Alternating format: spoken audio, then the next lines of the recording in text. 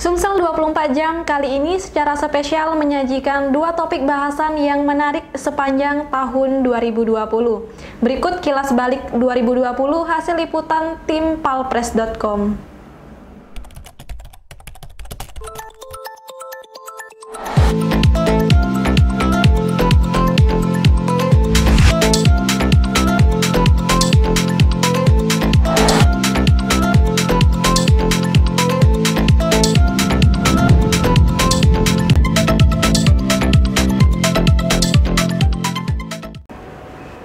Coronavirus 19 yang mulai mewabah sejak pertengahan Februari lalu berimbas pada melumpuhnya hampir di tiap sendi kehidupan.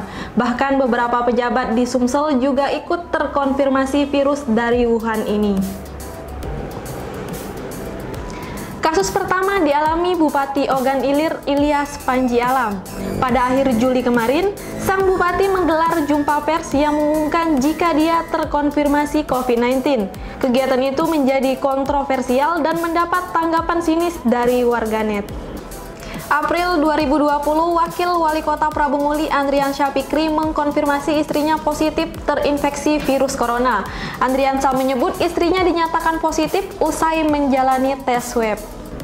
1 bulan kemudian, giliran Wali Kota Lubuk Linggau Haji Prana Putra Sohe terkonfirmasi virus ini. Hal ini diketahui setelah istrinya Haja Yeti Oktarina menulis di akun Facebook miliknya.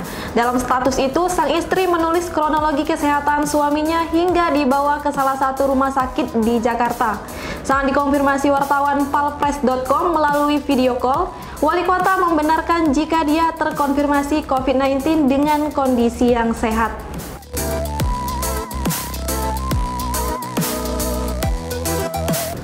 Kemudian Bupati Palawang Haji Jonci Muhammad, juru bicara Satgas Penanganan COVID-19 Palawang menyatakan jika sang bupati dinyatakan terkonfirmasi positif COVID-19.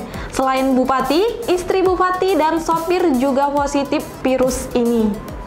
Bulan September, Bupati Pali Haji Heri Amalindo yang saat itu mencalonkan diri kembali pada Pilkada Pali terkonfirmasi positif COVID-19. Namun keikutsertaannya dalam Pilkada tidak terganggu.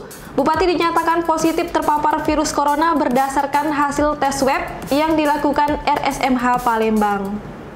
Dan terakhir, 2 pejabat meninggal dunia dan dituding karena COVID-19. Yang pertama, Sekda Muara Enim Haji Hasanuddin. Almarhum meninggal dunia setelah sembuh dari COVID-19. Sebelum meninggal, almarhum mengeluhkan sakit saat menghadiri penutupan Muara Enim Expedition Off-Road di wisata air terjun Bedegung. Dan yang kedua, Sekda Lahat Haji Januar Sahambali. Isu yang beredar jika almarhum meninggal karena terpapar COVID-19 saat melakukan outbound di Bogor beberapa waktu lalu. Namun hal itu dibantah langsung Kabid Komunikasi dan Informasi Publik COVID-19 Kabupaten Lahat, Taufik Mariansyah Putra.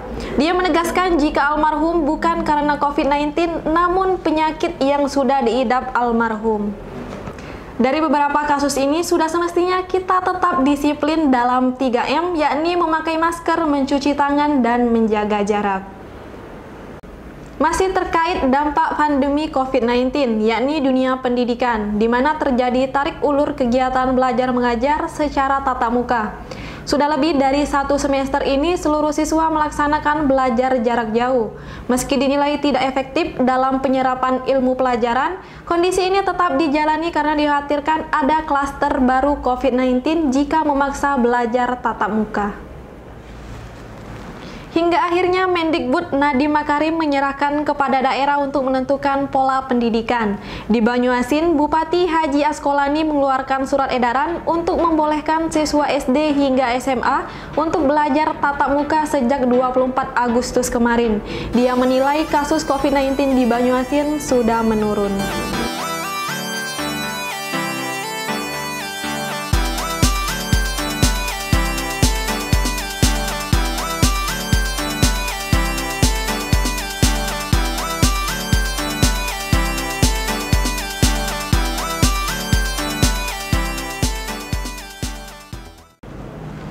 Begitu juga di Kota Lubuk Linggau yang membolehkan siswa belajar tatap muka asalkan penyiapan sarana prasarana untuk memenuhi protokol kesehatan. Sementara Musi Banyuasin membolehkan siswa ke sekolah namun hanya untuk kegiatan praktek saja. Selebihnya tetap belajar di rumah.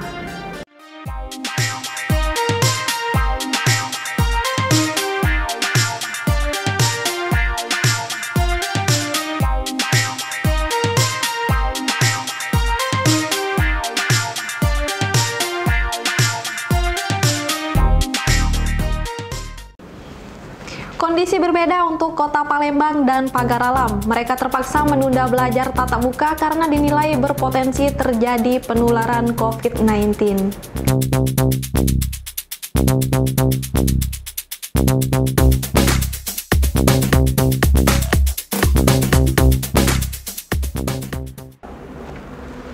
Seperti di Kota Palembang, belajar tatap muka yang akan dilaksanakan awal tahun nanti terpaksa ditunda, mengingat status Kota Palembang kembali masuk kategori zona merah. Disdik Palembang pun belum memastikan belajar tatap muka di sekolah.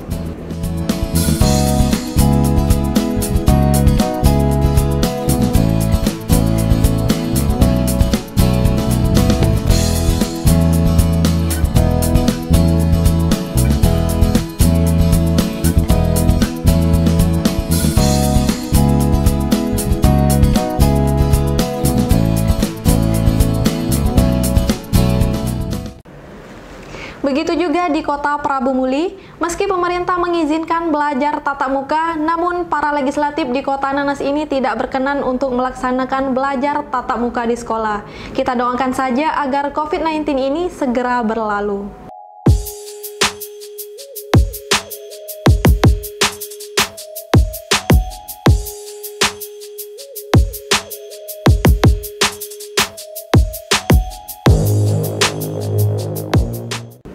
Demikianlah kilas balik 2020, saya Sri Devi, sampai jumpa.